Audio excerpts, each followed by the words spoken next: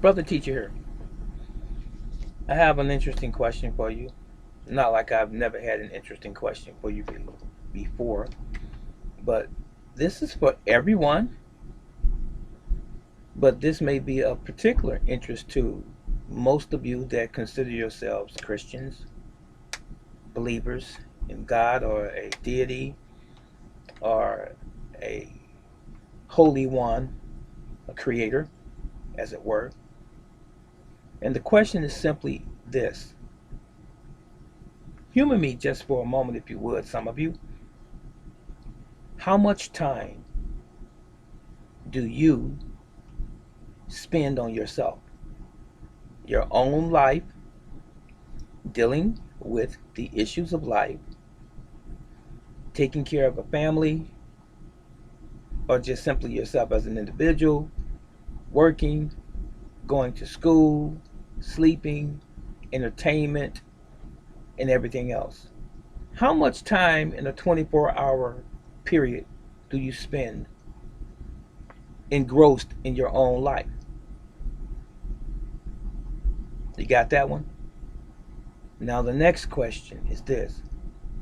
Out of all of the time that you are involved in your world, 24 hours a day, how much time do you spend with God, the Creator? How much time?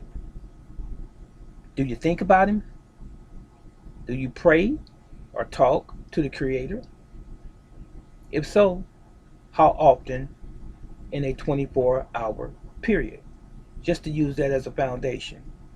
Of course, it applies throughout the week, throughout the month, years, and so forth. How much time do you give to the Creator, the one that's responsible for all that is, to include you, to include us? Do you give Him any consideration? Do you thank Him for you being here, living? Do you thank Him for the food that's provided for you in your home? The food that you're able to purchase or even grow and provide for yourself if you have that ability? Do you thank Him for having a roof over your head, for having children? Do you thank Him for having some gainful employment, some money coming in that you can take care of your obligations from day to day, week to week, and even month to month? Do you thank Him just for you having a reasonable portion of health and strength? Do you thank Him for everything, to include your trials and your tribulations, those things that are not necessarily going your way and have not gone your way? Let me tell you a secret. Life is a beautiful thing. It is as joyous, as joyful, it is as beautiful as we make it. There are sometimes those things that occur in our lives that we have no control over. We just simply don't have control over those things. There's an old serenity prayer. God, grant me the serenity to accept the things that I cannot change, and the courage and the wisdom to know the difference. Remember that? Somewhere along that line. Help me to accept the things that I know that I can't change, can't do anything about. So the things that you can do something about, those things that you can't do anything about, you leave it in His hands. Okay? Now, what I'm getting at is this. I said it's a beautiful thing to be alive, to be born. We all are enamored. We're in love at the sight of seeing a new baby born, coming into the world. If it's just someone in general, a loved one, a family member, or a close friend, just the mere fact that God, the Creator, has allowed another life to come into the world. But as intrigued and as wonderful of an event that may be, we all have to face the reality one day, and we all really know this internally, that we're going to die one day. As beautiful as birth is and life is, we are all going to die one day. It's destined. Aren't you curious in the least what happens after you close your eyes for the last time? Aren't you sort of afraid, apprehensive at the outcome once you die? If there's something going to happen later in another world, if you will be a part of that world, and a part of that world, let's just say the spiritual world or the world of God or his kingdom, do you think you will be able to participate in that and extend your life on another level? Or are you terrified of death because of the fear of the unknown? Simply. If that is your answer, you are afraid to die, you may want to examine and re-examine your life. You see, death, as I said, happens to all of us and will happen to all of us. And since we know that this is going to be our inevitable outcome one day, doesn't it behoove us to make sure that we start giving God, Yahweh, Allah, Jehovah, and all of the other beautiful names that he's referred to as? Shouldn't we give him some time? I mean, after all, if you believe that he exists, then you must also believe that he is a rewarder of them who diligently seek him. And we don't really want to mention the other outcome, a possible outcome, if we are doing something that we shouldn't be doing. I'm sure you get my point. I'm not preaching. I'm not trying to condemn anyone. I don't have a position to do that. I don't have a heaven or a hell to put anyone in. But I'm just trying to get you to think about something that's real. How much time have you given God lately? Does he occupy 5% of your time in a 24-hour day? 10%? 40%? 50%? 100%? How much time does God, the Creator, occupy in your day? I'm going to tell you about me. You won't see me walking down the street with a Bible in my hand, preaching hell, fire, and brimstone. But I have a pretty firm knowledge of the scriptures. I don't think that's necessary, and that's not my calling. But what you will see, and I speak to my shame because I'm a human being and I have faults as well, but what you will see is my character. I try within the best of my ability, being a man, being a human being, to walk circumspectly, as if today would be my last day. And I would caution you and hope that you would do the same.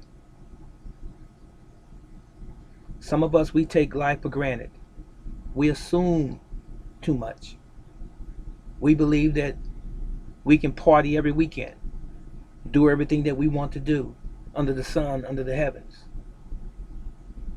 And it goes without any punishment, without any consequences. We just assume.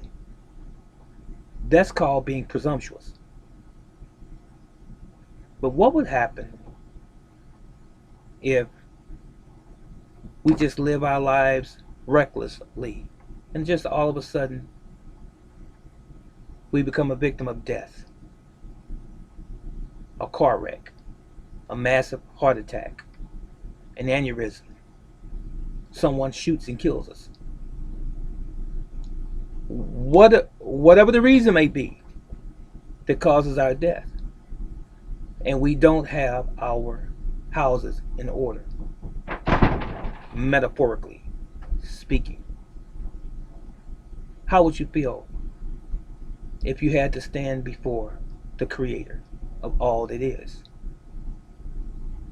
Just trying to get you to think. Now, for those of you that are spiritual and or religious or even Christians, if you haven't been doing what you should have been doing enough, maybe this will encourage you to do that. And for those of you that are seeking the creator and would like to have a relationship with the creator, perhaps, maybe this was insightful. I know that there are those out there that are atheists and don't believe, and they tout, show me a God and then I'll believe. I've heard that most of my lives. But hopefully you will come to your senses one day,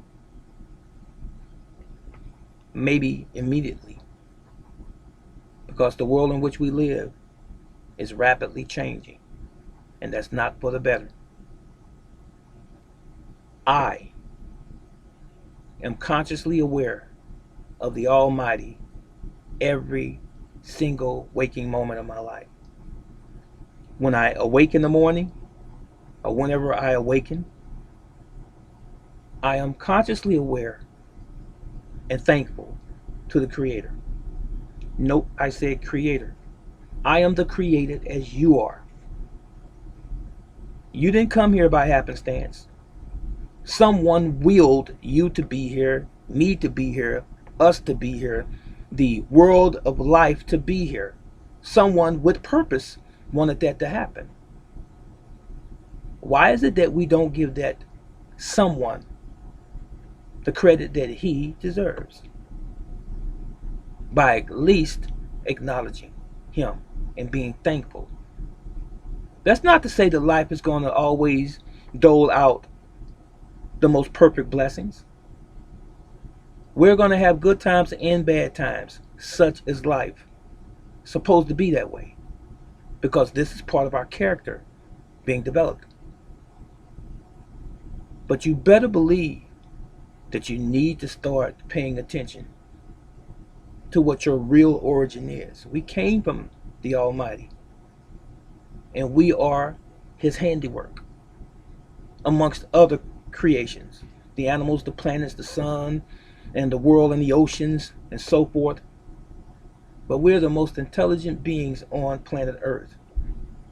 And don't you think, as the most intelligent beings and those that he has made in his likeness according to Genesis, shouldn't we pay more homage to our Creator and not just simply take him for granted? So, how much time are you going to spend with God and on God after listening to this? I would hope that before you close your eyes and go to sleep, that you acknowledge him. Because if you don't open your eyes, guess what? It was because of him. And if you do open your eyes, it is also because of him. Because as the scripture says, he giveth life and he taketh life. And Job said this, blessed be the name of the Lord. Think on this. Let me know what your answer is as far as you spending time with God, acknowledging God, the Creator, that is. How much time are you willing to spend on him now? Brother Teacher, see you in the next video. So long.